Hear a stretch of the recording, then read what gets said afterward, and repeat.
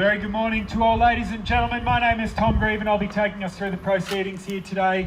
Assisting in the crowd, of course, the marketing agents, John Pantelios and Josh Hommelhoff. Many of you would have had the pleasure of meeting throughout the course of the campaign. And together we're representing Ray White estate agents, auctioneers and property managers of 77 Carnegie Road in Carnegie. On behalf of the team at Ray White, but more importantly on behalf of our vendors here today, I'd just like to say a very quick thank you to all for attending. 20 of the interested buyers here today, all the very best of luck with your bidding, and 20 of the underbidders. Commiserations in advance.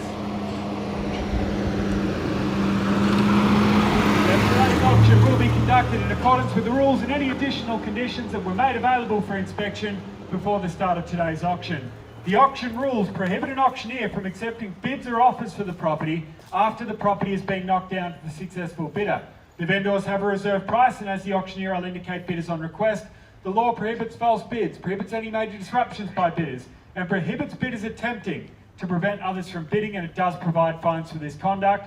The rules do permit vendor bids, and the words we'll use during the auction to indicate we're making a bid on behalf of the vendor will very simply be vendor bid. And of course, by law, only I as the auctioneer today have the right to place that bid on behalf of the vendor. Attached to the contract to sale is the section 32. We have had that on display for the last half an hour or so. It has been sent out to a handful of people over the last few weeks, and if you have taken the time to read through it, you'll see that it does very clearly state that Ray White, as the vendor's estate agent here today, is selling what is formally described as Lot 2, in this instance being the apartment itself, and Lot 7, interestingly in this instance, being the garage just on the end there. Very unusual to find a property of this vintage in this area with a garage. On plan of subdivision 028836K, which is of course more commonly known to yourself and I as apartment 2, number 40, Tranmere Avenue here in Carnegie. Now in a moment's time, when I do call for your bidding, we'll be asking for a deposit equal to 10% of the purchase price. Balance payable, preferential terms, 60, maybe 90 days if that helps you from today, and seeking obviously that 10% deposit, of which we'll try and get a down payment of maybe $5,000 or $10,000 today, whatever your bank allows you to transfer today, and the balance of that 10% will be due on the next business day, being Monday. Now, if you are a first-time auction attendee, to place a bid, it's very, very simple. A couple of options available to you here today. You can either shout out your bid in a nice, clear voice, or alternatively seek assistance from John or Josh. They'll be floating around in the crowd today to assist with any questions or bidding that you might need in relation to the property. The way that I'll be selling it is by calling it down 3 times. On the first, second, third, and final call, when the contract hits my hand, like so, the property will be sold. And at that point, buyers, no late bids can or will be accepted. So it's really, really important to make sure you get your bidding in nice and early before that contract hits my hand, or otherwise you'll run the risk of missing out on one of the greatest 2-bedroom apartments available in Carnegie as we speak.